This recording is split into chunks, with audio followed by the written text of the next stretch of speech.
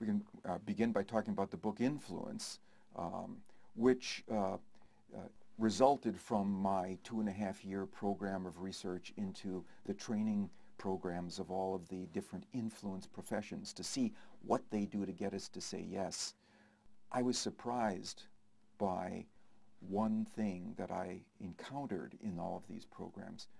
There were only 6 universal principles. Now there were hundreds, maybe thousands of individual tactics, but only 6 universal principles of influence that seemed to capture the great majority of what all of these individuals were doing. Reciprocity, the desire of all of us to give back to someone who has given to us. So if an individual gives us something, a free sample, for example, we feel obligated to at least listen to what they have to say. At the supermarket, for example, that little lady with the cubes of cheese and meat, after you've eaten one of those, it's very hard to just give her back the toothpick. Right? You feel like you're obligated to buy. Reciprocity is one. Another is scarcity, the desire to have those things you can have less of.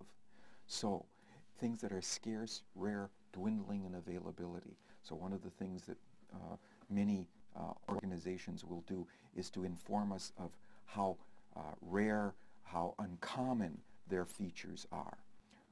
Another principle is commitment and consistency, the desire to be consistent with what we've already said or done, to be congruent with our internal values and what we've said that we're going to do. So for example, one study showed that if you call people on the phone, registered voters, and ask them if they will vote in the upcoming election, they of course say yes. And they now vote significantly more often than if they didn't receive that phone call, getting them to commit to that sort of thing. Another principle is consensus, or what we call social proof, the idea that people want to follow the lead of similar others, people just like them. We've done a study, for example, in hotels. I don't know how much you travel, but when I do, in 70% of the hotels where I stay, there's a little laminated card asking me to reuse my towels and linen. Right? We put different kinds of cards in rooms to see what we could say on the card that would most increase the likelihood that people would say yes.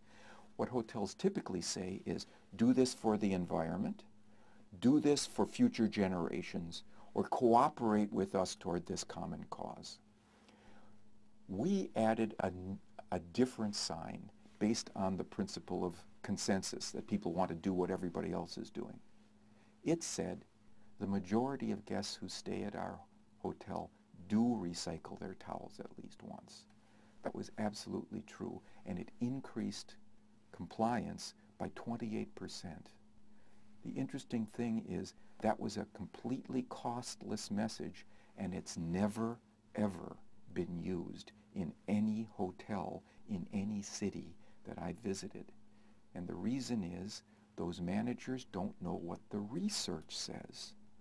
One of the hopes in these books that I've been publishing on the influence process is to allow people outside of the academic community, the non-researchers, who in any meaningful way have paid for this research with their tax dollars, to learn what we found out about them with their money.